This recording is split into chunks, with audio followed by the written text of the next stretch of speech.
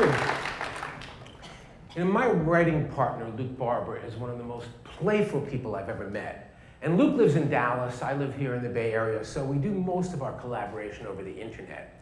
But we get together in person whenever we can, and I want to tell you the story of a time we got together to celebrate the publication of our first book together, which was called Work Like Your Dog. Now let me give you a quick download of the book first.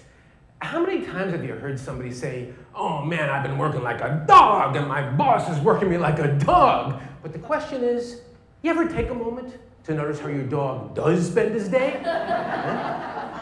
I mean, where did we ever get that expression from? It'd be your lucky day if you could be working like your dog. Because dogs don't seem to know the difference between work and play. Everything is fun to them. Everything is new and fresh and like they're seeing it for the first time. I mean, you come home from a hard day at work, as soon as you open the front door, your dog is there in a flash. Eyes bright, tail wagging. Every fiber of his being is going like, "You came home! I can't believe you actually came home! This is the most fantastic thing that ever happened to me!" Every day you come home from work, your dog is really excited to see you. But the best thing is, 15 minutes later, you go out to take out the garbage, you come back in the front door, your dog is still really excited to see you. Wouldn't it be great if you could walk into work first thing in the morning and the people you work with would be that excited to see you? Well, that can actually happen once you learn the secrets of how to work like your dog. Now, pretty much everything I learned about this subject, I did learn from Celeste, my standard poodle. And you know how you sometimes hear people say that people kind of grow to look like their dogs? Where would anybody ever get an insane idea like that? Now, see, if you were working like your dog, you'd never be complaining you hired the wrong people, you got the wrong people on your staff, you got the wrong people on your team, because dogs love the one they're with. Now, dogs are the greatest salespeople in the world. How do we know that? Look at the incredible deal they've cut for themselves. The reason dogs have such a pampered life is because they are 200% customer focused. Imagine you're having a conversation with your boss. If you could pay attention to your boss the way your dog pays attention to you, your boss would leave a meeting with you feeling like a complete genius. Because dogs listen deeply, even when they don't understand. Now, mind you, when I say you should work like your dog, I'm of course speaking metaphorically here. And I'm not suggesting that anything a dog does is okay for you to do on the job. For example, if you were to come into work first thing in the morning and give the typical canine greeting to one of your coworkers, well, you'd be up on charges of sexual harassment almost immediately. Right? But what's another way of looking at this whole thing? Well, it's that dogs go with the flow. They learn to take it easy, and that's something all of us could be practicing. So, a couple of months after this book was published, I had a chance to give a talk in New Orleans, and to get there from my home in the Bay Area, you almost always have to change planes in Dallas. So I noticed I had a 90-minute layover in DFW, and I called up Luke. I said, "Hey, if you meet me at the airport, I'll treat you to dinner. We can celebrate the publication of the book." So we were really excited to see each other. And unfortunately, due to weather in San Francisco, my plane arrived an hour late. So this was in the years right before 9/11, and in those days you had to go through security, but you didn't have to show a boarding pass. So as soon as I got off the plane, Luke was right there, and I gave him a big hug. I said, "Oh man, thanks so much for coming out to meet me. I'm so sorry about the plane being late. Listen, why don't you just walk with me to the next gate? At least we can have a little time together." He says to me, "I am very invested in having dinner with you tonight." I say, "Luke, unless you're planning to buy a ticket to go to New Orleans, I don't think that's gonna happen." He says, "Trust me, I got this scoped out." And he picks up my carry-on bag and takes it out through security, and I'm kind of running along behind him, and he starts going down into the parking garage. And I'm thinking, wait a minute. There is no way we're gonna get in his car, drive someplace, have dinner, and get back in time for me to make my plane. And then I think, okay, this is one of your best friends in the world. He says he's got it scoped out. Trust him. So I'm kind of trotting along behind him, and we come to the place where his car is parked. And in the next stall over, he has set up a folding bridge table. And he goes in the trunk of his car, he takes out folding chairs, he takes out a tablecloth, he takes out champagne, he takes out wine glasses, he takes out hors d'oeuvres. We are sitting there toasting each other, carbon monoxide fumes all around us. People are driving by like they can't believe what they're seeing. With like 10 minutes to go, we put everything back in his car, we get back through security, you get back to my old gate, American Gate 23. What he has not scoped out is that my next flight is leaving from American Gate 31, which is in the other terminal. Right? There's no way we're gonna make this plane. But Luke flags down one of these guys with the electric cart. We're sitting on the back of it cheering him on. He is driving like a Grand Prix racer in and out of him. We get to the gate with like a minute left. The entire gate is deserted except for this one flight attendant. She says to me, "Where have you been? Get on this plane." They slam the door behind me. I collapse in my seat with a huge grin on my face, thinking to myself, that was some kind of fun. But then I realized, this whole thing happened so fast. I didn't even get time to thank the guy. So as soon as the plane landed, I took out my cell phone, I called him up, I said, "Hey, Luke, that was such a beautiful thing you did for me. I really want to thank you." He says to me, "You don't need to thank me. Somebody already beat you to it." I said, "What do you mean?" He says, "When I got back to my car, there was a flower on the windshield and a little note along with it saying, 'Anybody who could do something like that for another person must be a beautiful human being.'" Aww. Yeah. I told that story at a conference once, and a woman in the audience jumped up and said, "Please, tell me he's still single."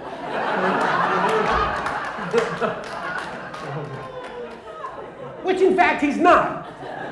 But I thought, isn't this curious? I tell a story about playful behavior, and it evokes romantic fantasies from this woman in the audience. But the more I thought about it, the more I realized, oh, that actually makes sense. Because an act of play is an act of love. And the more we can play together, the more we actually get to open our hearts to each other. See, the more you can relearn to play as an adult, the more vitality and energy and joy you're going to get to bring into all your relationships, to all the important people in your life, to your family and loved ones, to your friends, to your colleagues at work.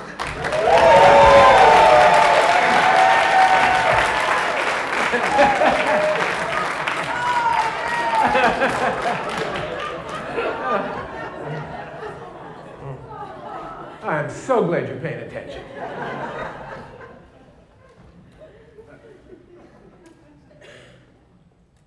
My first day in prison, I didn't know what to expect, but I certainly didn't expect that they were going to take away my name. This was the amazing prison entrepreneurship program at the Cleveland Correctional Facility in Cleveland, Texas, near Houston. And all the inmates in this program want to start their own businesses once their sentence is up. And to be a part of this program, you have to have less than 3 years remaining on your sentence. And inmates transferring from all over the Texas penal system to be a part of this. Right now, a little more than half the entire prison is involved in this program. And I had been invited in as a guest speaker to talk to the inmates about how to have more fun at work. The irony of this subject was lost on no one. So one of the things I really love about this program is to kind of diffuse the macho energy you find in most prisons. The prisoners all develop little nicknames for each other that they call sweet names. So the guys I was working with were called things like Puddin' Pie and Buttercup and Mighty Mouse. And my personal favorite was one of the inmates named Beverly Hills Chihuahua. So they come up with sweet names for the faculty as well. And after my first session with them, they gave me my sweet name, Sweet Richard Simmons. Now, this actually was not a huge surprise to me because for years people have been coming up to me after a presentation and saying to me, "You remind me of Richard Simmons," right? And I used to go, "Really? Richard Simmons? If I have to remind you of a celebrity, it has to be Richard Simmons?" But then one day I actually met Richard Simmons. We were backstage at a corporate event where we were both going to be speakers. And as soon as I spotted him, I went over to him and I said, hey, people are telling me all the time that I look like you. And he couldn't see it at all. In fact, he borrowed a Polaroid camera from somebody and took a little selfie of the two of us, which he gave to me to prove to people that we don't look anything alike. And then actually we had a very beautiful, heartfelt conversation. It turned out that both of us had recently suffered through the death of someone we were in love with, and it was just so amazing to find somebody else in that same situation who was open to talking about it. And so after that, I totally got off it about Richard Simmons. So the next time I came back to the prison was about a year later, and as I walked into the room, I could feel just a real buzz, a real energy in the room, and I started to get really excited. And as I'm walking over to the podium, people are yelling out all kinds of things at me that I can't quite understand, and I see a young inmate, they're kind of shoving him towards the front of the room. And then the sound guy puts on some really loud dance music, and everybody starts clapping in rhythm to the sound, and they're yelling out more stuff to me that I can't understand, and I'm thinking to myself, okay, I haven't even started my presentation yet, and already this situation is totally out of control. You remember what it was like in 6th grade when everybody was in on the joke except for you? Can you imagine what that feels like in prison? So by this time, the young inmate has gotten past the first row of chairs, and he looks up and makes eye contact with me, and kind of very shyly, he starts dancing in my direction. And everybody's yelling all kinds of things of support, and he keeps dancing and looking up at me, and it's really clear that for some reason they want me to dance with this guy. So I jump down off the platform, and the two of us start dancing together, and this brings down the whole house. The place goes nuts. Turns out this young inmate was also nicknamed Sweet Richard Simmons. And they just wanted to see the two Richard Simmonses dance together. Which was great if only somebody had told me about this first. So the question, of course, exists. In a constricted, regimented environment like a prison, can laughter, fun, and play really begin to flower? Well, the last time I was there, the inmates made a little film about their experience, and let's take a look.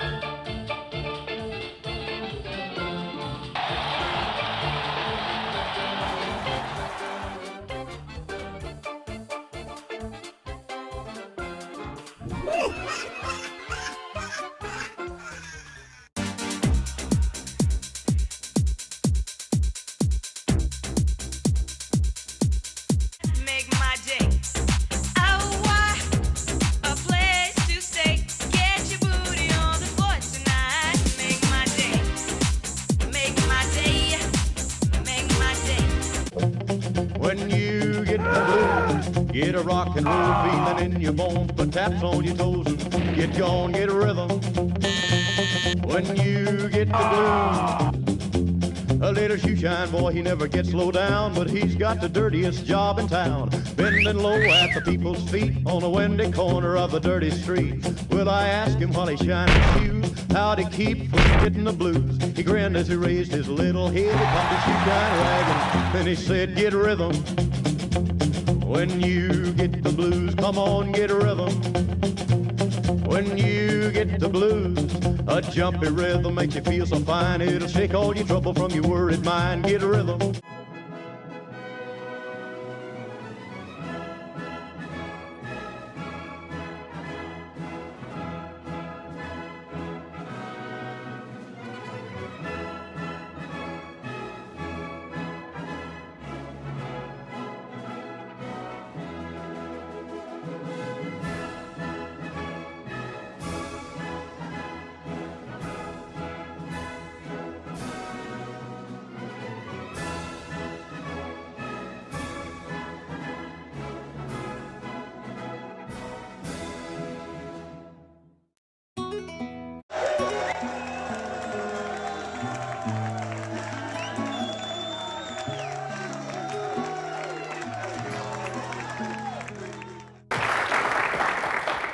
You know, one of the things I love about that video is the kind of intensity and the passion that they play, but also you can see the vulnerability and the openness that they let themselves have with each other.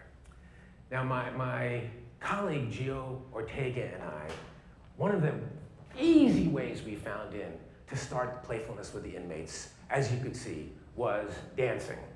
So, you guessed it, we're gonna dance together.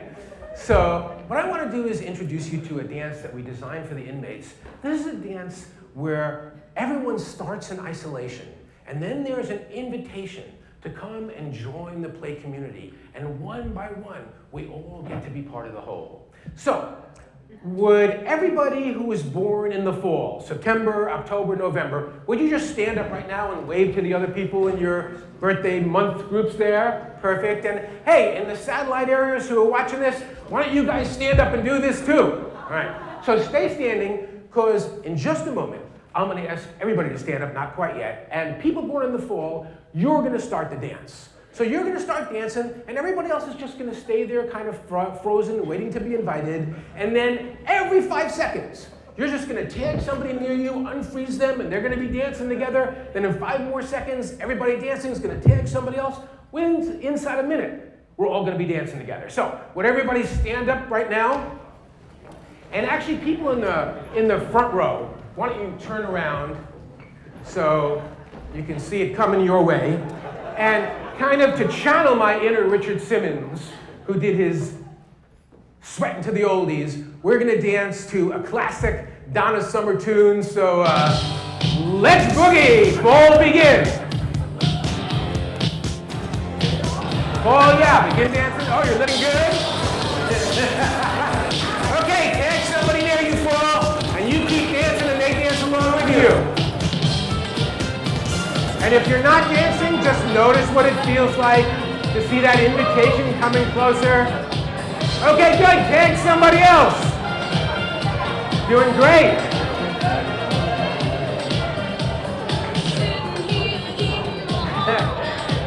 Perfect, tag somebody else. Anybody who's not dancing near you, tag them and get them going. You're looking good.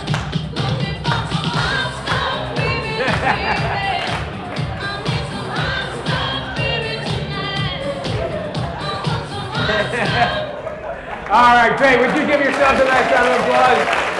Looking good. Looking good. See, the best way to have more fun in your life is to surround yourself with people who like to laugh and play. And clearly, you have come to the right place today. The language of play is a language that all of us spoke very fluently in childhood, but in adulthood, we don't get that much chance to practice. But obviously, as you so beautifully demonstrated, it's a language we never, ever forget. Thank you so much for coming out to play with us.